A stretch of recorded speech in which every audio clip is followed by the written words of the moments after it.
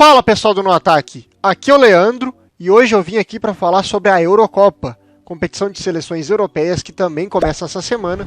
Eu fiz um vídeo que está aqui no card, onde eu falei sobre a Copa América, trouxe algumas curiosidades e opiniões a respeito da competição sul-americana de seleções e agora eu vou estar trazendo um vídeo parecido, só que sobre a Eurocopa. Então, sem ficar de enrolação, manda a vinheta aí, editor!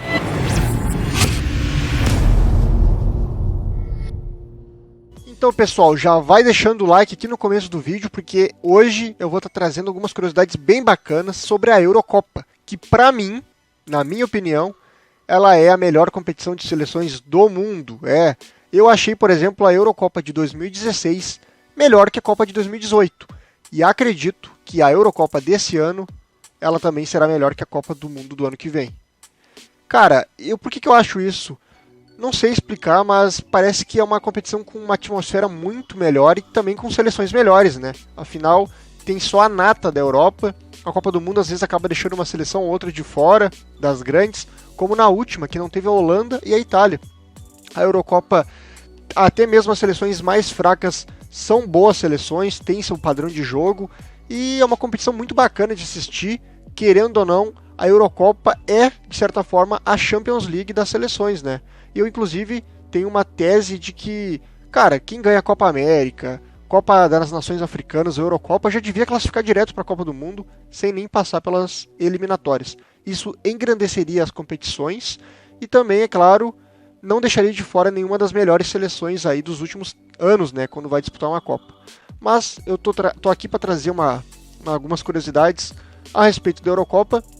E a gente começa falando de como tudo começou, né?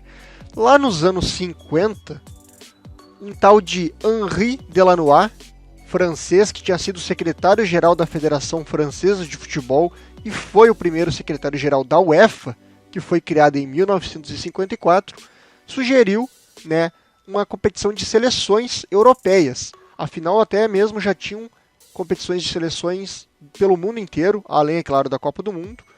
Houve um receio no começo de que a Eurocopa ela pudesse ameaçar a Copa do Mundo, afinal, por ter muitas seleções, poderia acabar até superando a Copa do Mundo, né?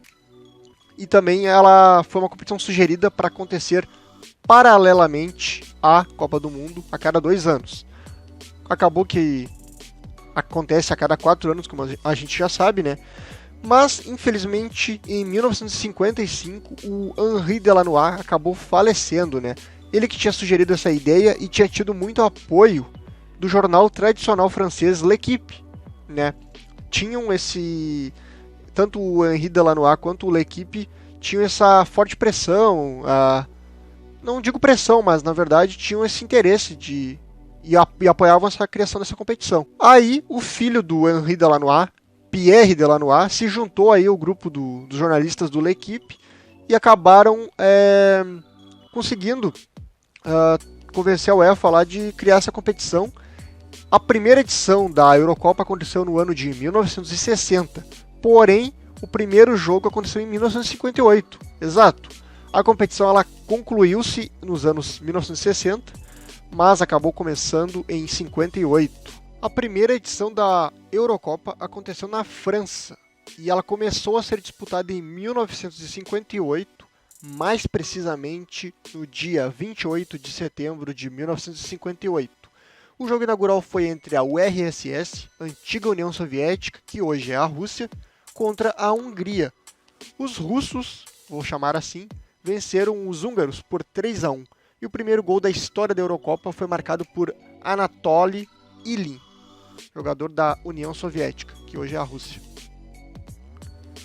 A final da Eurocopa de 1960, que foi a primeira edição, foi decidida entre a União Soviética, Rússia, contra a antiga Iugoslávia, que hoje se difundiu em diversos países como Croácia, Bósnia, Sérvia e por aí vai. Antigamente eram os países todos juntos, era a Iugoslávia. A partida acabou empatada em 1-1, e na prorrogação a União Soviética se sagrou campeã. A partida final acabou 2-1 para os russos, antiga União Soviética. Agora algumas curiosidades também da Eurocopa, né?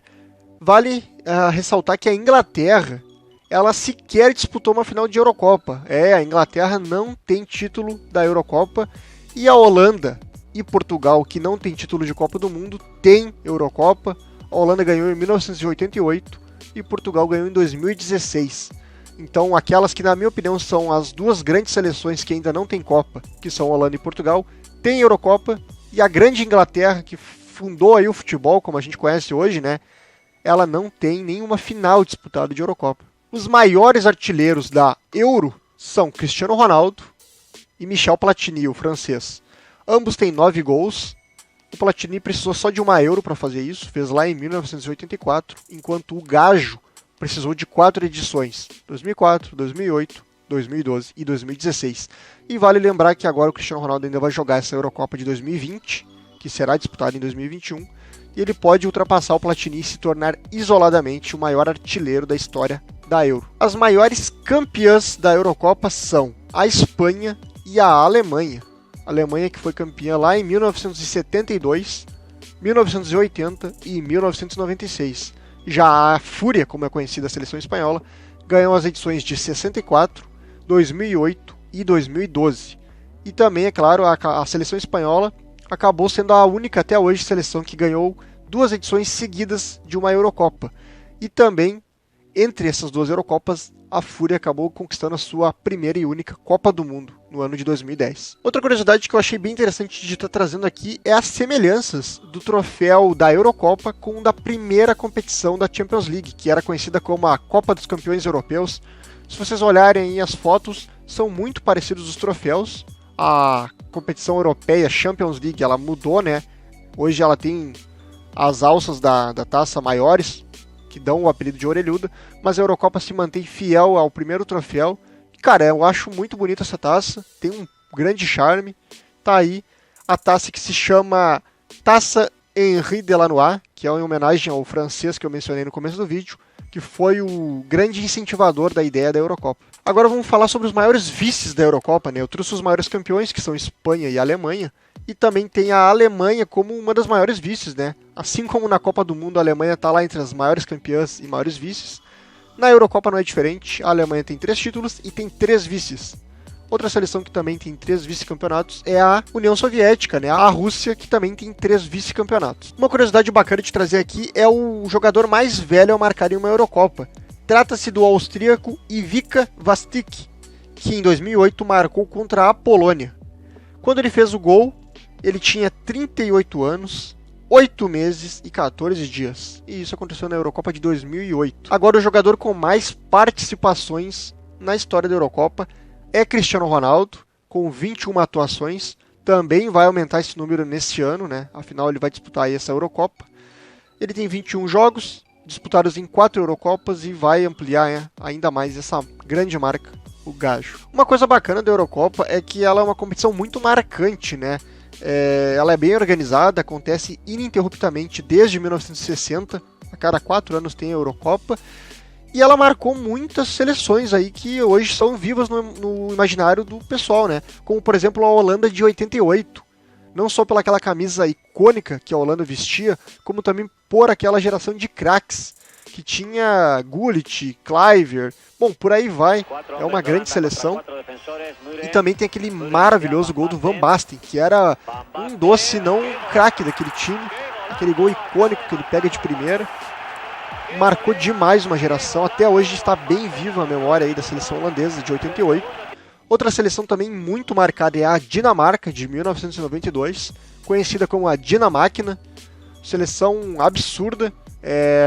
Ninguém dava ela como favorita a ganhar aquele campeonato, acabou sendo até uma zebra, mas ficou aí em 1992 marcada para sempre. Outra seleção que aprontou aí foi a da Grécia, que em 2004, jogando a Euro de Portugal, bateu os anfitriões em casa, com o Cristiano Ronaldo em campo. Naquele fatídico dia português, né, que o Cristiano Ronaldo chorou e tudo mais. É uma seleção que foi campeã também sendo uma zebra, naquele místico ano de 2004, onde tiveram zebras na Champions, Libertadores e por aí vai. A Grécia acabou carimbando ali os portugueses e conquistando o título.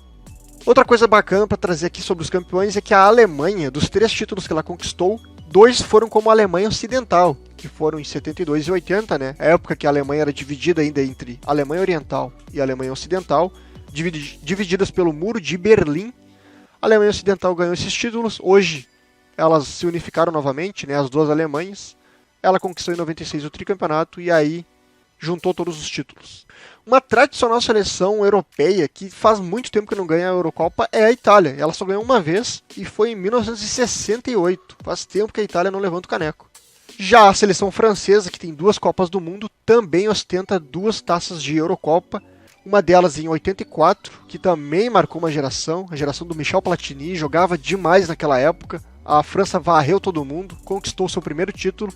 E o segundo título foi com o Zidane, outra geração marcante da seleção francesa, que ganhou Copa do Mundo, Copa das Confederações e na Euro de 2000 encantou o mundo com Thierry Henry, Zidane e se sagrou bicampeã. Bom, mas essas foram algumas das curiosidades que eu trouxe no vídeo de hoje. É claro que existem muitas outras, e se você sabe de mais alguma, deixa aqui nos comentários, eu quero muito saber a opinião de vocês. Gostaram do vídeo? Deixem um gostei, compartilhem para ajudar a divulgar nosso trabalho e divulguem o nosso canal para geral aí, para todo mundo que gosta de futebol.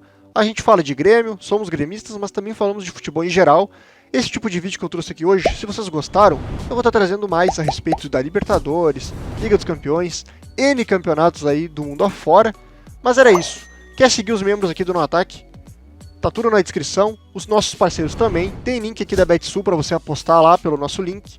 Vai ter o seu valor duplicado, vai poder ganhar muita grana. Tem Eurocopa e Copa América aí para você apostar e se divertir bastante. Tem também a Cancha aqui, ótimos artigos esportivos com custo-benefício. Segue eles lá, dá essa moral pra gente. Por enquanto era isso, eu vou indo nessa, valeu e falou!